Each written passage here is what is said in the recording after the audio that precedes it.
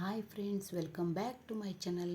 Friends, ಇವತ್ತು ನಮ್ಮ ಕಡೆ ಅಂದರೆ ಸಿರ್ಸಿ ಕಡೆ ಸಾಂಬಾರು ಪುಡಿ ಮಾಡೋದನ್ನು ಹೇಗೆ ಅಂತ ನಾನಿವತ್ತು ತೋರಿಸ್ತಾ ಇದ್ದೀನಿ. ಆ್ಯಕ್ಚುಲಿ ನಾನು ಮತ್ತು ನನ್ನ ಮನೆ ತಂಗಿ ಅಂದರೆ ನಮ್ಮ ಮೈದನ ಹೆಂಡತಿ ಇಬ್ಬರು ಸೇರಿ ಮಾಡ್ತಾಯಿದ್ದಿದ್ದು. ಸೊ ಹೇಗೆ ಅಂತ ಸ್ವಲ್ಪ ನೋಡೋಣ ಬನ್ನಿ. ಫಸ್ಟ್ ಇಲ್ಲಿ ಇದು ತುಂಬ ಚೆನ್ನಾಗಿರುತ್ತೆ, ತುಂಬ ದಿನ ಮತ್ತು 1-2 ತಿಂಗಳ ತನಕನೂ ಇಟ್ಕೋಬೋದು, ಏನೂ ಹಾಳಾಗಲ್ಲ. ಫಸ್ಟು ಒಂದು ಗ್ಲಾಸಲ್ಲಿ 3 ಗ್ಲಾಸು ಧನಿಯಾ ಬೀಜ ಅಂದರೆ ಕೊತ್ತಂಬರಿ ಬೀಜ ಅಂತಲೂ ಹೇಳ್ಬೋದು, ಅದನ್ನು 3 ಗ್ಲಾಸ್ ಹಾಕ್ಕೊಂಡು ಫಸ್ಟ್ ಒಂದು ಸಿಮ್ಮಲ್ಲಿ ಕಡಾಯಿನ ಸಿಮ್ ಗ್ಯಾಸ್ ಇಟ್ಕೊಂಡು ರೋಸ್ಟ್ ಮಾಡ್ಕೊತಾ ಇದ್ದೀನಿ. ಆಮೇಲೆ ಅದೇ ಗ್ಲಾಸಲ್ಲಿ 1 ಗ್ಲಾಸು ಜೀರಿಗೆಯನ್ನು ಹಾಕ್ತಾಯಿದ್ದೀವಿ. ಅದಾದಮೇಲೆ ಒಂದು 1/4 ಗ್ಲಾಸು ಅಥವಾ ಒಂದು 4 ಟೀ ಸ್ಪೂನು ಮೆಂತೆ. ಇಷ್ಟನ್ನು ನೋಡಿ ಗ್ಲಾಸ್ ತೋರಿಸಿದ್ನಲ್ಲ, ಅದನ್ನಲ್ಲೇ ಎಲ್ಲದನ್ನು ನಾವು ಸಾಂಬಾರು ಪುಡಿಗೆ ಎಲ್ಲ ಮಸಾಲೆನ ಹಾಕ್ತಾಯಿದ್ದೀವಿ. ಅದಾದಮೇಲೆ ಒಂದು ಸ್ವಲ್ಪ ಸಾಸಿವೆ ಕಾಳು, ಒಂದು 2 ಸ್ಪೂನ್ ಆಗೋಷ್ಟು ಸಾಸಿವೆ ಕಾಳು, ಒಂದು ಅರ್ಧ ಸ್ಪೂನ್ ಆಗೋಷ್ಟು ಕಡಲೆಬೇಳೆ, ಹಾಗೂ ಒಂದು ಸಣ್ಣ ದಾಲ್ಚಿನ್ನಿ, ಜಾಸ್ತಿ ದೊಡ್ಡದೇನು ಬೇಕಾಗಲ್ಲ, ತುಂಬ ಗರಂ ಮಸಾಲೆ ಥರ ಆಗಿಬಿಡುತ್ತೆ. ಅದಾದ ಮೇಲೆ ಒಂದು 3-4 ಲವಂಗ, ಜಾಸ್ತಿ ಏನು ಹಾಕೋದು ಬೇಕಾಗಲ್ಲ ಲವಂಗ ಸಹ. ಇದಿಷ್ಟನ್ನು ಚೆನ್ನಾಗಿ ಲೋ ಫ್ಲೇಮಲ್ಲಿ ಹೀಗೆ ಹುರ್ಕೊಳ್ಳೋಣ. ಒಂದು ಅರ್ಧ ಗ್ಲಾಸ್ ಆಗೋಷ್ಟು, ಅದೇ ಲೋಟದಲ್ಲಿ ಅರ್ಧ ಲೋಟ ಆಗೋಷ್ಟು ಎಳ್ಳನ್ನು ಸಹ ಚೆನ್ನಾಗಿ ಒಂದು ಸ್ವಲ್ಪ ಲಾಸ್ಟಲ್ಲಿ ಹಾಕಬೇಕಾಗುತ್ತೆ. ಯಾಕೆಂತಂದರೆ ಇಲ್ಲಾಂದರೆ ಅದು ಬೇಗ ಹುರಿದೋಗ್ಬಿಡುತ್ತೆ.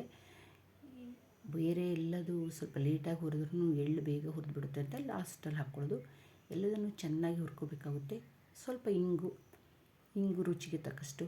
ಫ್ರೆಂಡ್ಸ್, ಆ್ಯಕ್ಚುಲಿ ಕರಿಬೇವನ್ನು ಹಾಕಬೇಕಿತ್ತು ಇದರಲ್ಲಿ. ಅದನ್ನು ತೊಳೆದು ಹಾಕುವಾಗ ಏನಾಯಿತು ಅಂದರೆ ಇದೆಲ್ಲ ಮತ್ತೆ ರೋಸ್ಟ್ ಆಗಿಬಿಟ್ಟಿತ್ತಲ್ಲ, ಹುರಿದ್ಬಿಟ್ಟಿತ್ತು ಅಂತ ನಾವು ಆಮೇಲೆ ಕರಿಬೇವನ್ನು ಬೇರೆದಾಗಿ ಹುರಿದು ಈ ಥರ ಹುರಿದು ಹಾಕಿದ್ದೀವಿ. ಇದಕ್ಕೆ ಎಣ್ಣೆ ಏನು ಹಾಕಿದ್ರೆ ಹಾಗೆಯೇ ಹುರಿಯೋದು. ಯಾಕೆಂತಂದರೆ ಇದು ಡ್ರೈ ಸಾಂಬಾರು ಪುಡಿ, ಹಾಗಾಗಿ ಭಾಳಷ್ಟು ದಿನ ನಾವು 2 ತಿಂಗಳ ಸ್ಟೋರ್ ಮಾಡಿ ಇಟ್ಕೊಂಡ್ರೂ ಏನೂ ಆಗೋಲ್ಲ. ಇದು ತುಂಬ ಚೆನ್ನಾಗಿರುತ್ತೆ.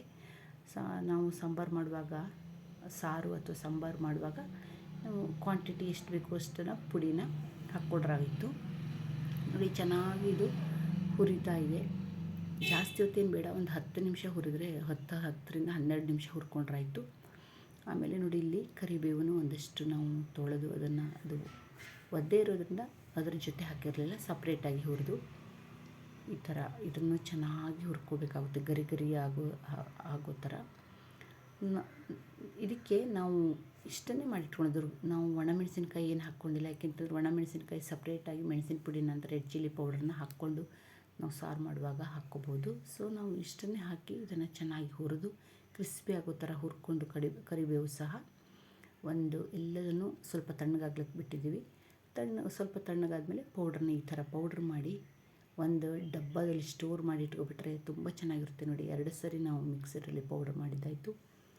ಚೆನ್ನಾಗಿ ಆಮೇಲೆ ಸ್ಟೋರ್ ಮಾಡಿ ಇಟ್ಕೊಂಡ್ರೆ 2 ತಿಂಗಳ ತನಕನೂ ಯೂಸ್ ಮಾಡ್ಬೋದು. ಅಷ್ಟೆಲ್ಲ ದಿನ ಬರೋಲ್ಲ. ಯಾಕೆಂತಂದರೆ ಇದು ಸುಮಾರು ಆಲ್ಮೋಸ್ಟ್ ಒಂದು ಅರ್ಧ kg ಆಗೋಷ್ಟು ಸಾಂಬಾರು ಪುಡಿ ಆಗಿದೆ. ನಿಮ್ಗೆ ಹೇಗೆ ಅನ್ನಿಸ್ತು ಅಂತ ಹೇಳಿ. ಇಷ್ಟ ಆದರೆ ಲೈಕ್ ಮಾಡಿ, ಕಾಮೆಂಟ್ ಮಾಡಿ.